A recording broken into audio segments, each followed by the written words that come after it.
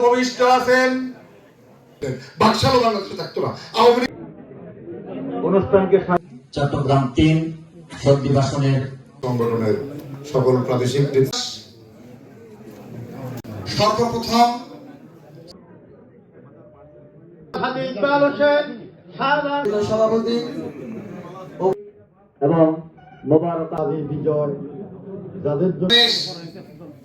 স্বাধীন আমরা যাতে আগামী অনুষ্ঠানের সঙ্গে পুরস্কার যে আপনারা বিএনপিকে ভালোবেসে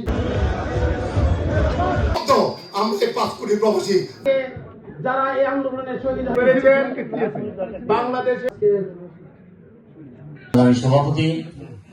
চট্টগ্রাম শ্রদ্ধা হাজি ইকবাল সাহেব মঞ্চ